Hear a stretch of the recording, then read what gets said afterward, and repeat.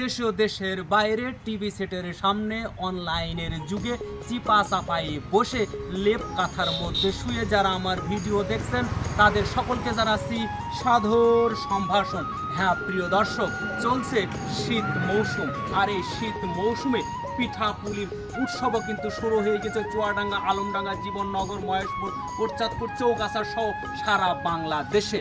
কিন্তু এই যে আপনার খেজুরের গুড় বা খেজুরের রস সংগ্রহ করার জন্য যে হাঁড়ি বা ভাঁড়ের প্রয়োজন হয়, সেই হাঁড়ি বা ভাঁড় তৈরি করার জন্য ব্যস্ত সময় পার করছেন মৃৎশিল্পর কারিগরেরা। আসলে কিভাবে এই হাঁড়ি এবং পিঠা তৈরি করার জন্য এই খোলা তৈরি করে সেটাই জানাবো আজকের ভিডিওর মাধ্যমে। তো প্রিয় দর্শক ভাই, এটা আসলে নামটা কি? এই জিনিসটা চাক বলা হয়। এই চাকে আসলে কি কি আছে? আগে ছিল মাটি, এখন সিমেন্ট তৈরি করা হয়েছে। সিমেন্টে তৈরি করেছেন। এই জিনিস এটার নাম কি বলে? এটা বলা হয় পিড়ি, আর এগুলো হাতা বলা হয়। এগুলো প্রিন্ট বলে। পিড়ি আচ্ছা পিড়ি। আচ্ছা, আর এই উপরে একটু এখানে কি লাগাইছেন? মাটি, আমরা দলা বলি। ও দলা বা কাদা তৈরি করেছেন। এই কাদা তৈরি করতে আপনার কি কি জিনিসের প্রয়োজন হয়?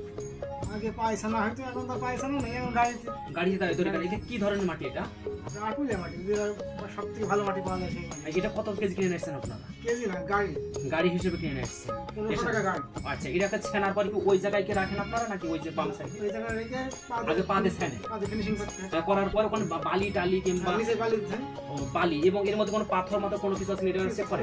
বেশি ফেলা হয়, ওই যে বেশি ওই সাইডে ফেলেছেন। এখন এই খেলা কিন্তু জমে গিয়েছে। হ্যাঁ দেখি আমরা, খেলা কিন্তু জমে গিয়েছে। দেখেন প্রিয় দর্শক, ঘোরাচ্ছেন কিন্তু।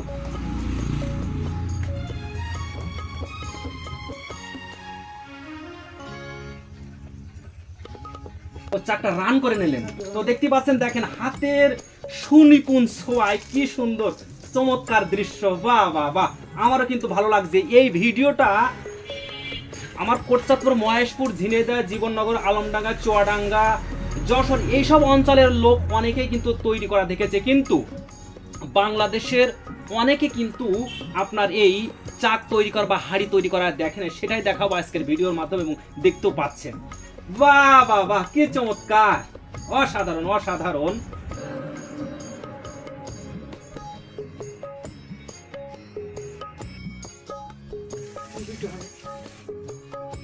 উফ, দেখেন কি সুন্দর দৃশ্য। দেখেন এটা এবার কিন্তু পাতানো হচ্ছে এই রোদ্রে।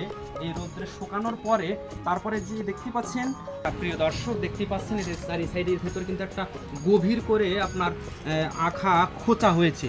ওখান থেকে আপনার আগুন দেবে। এগুলো থরে থরে হাঁড়িগুলো সাজানোর পরে তারপরে পোড়ানো হবে।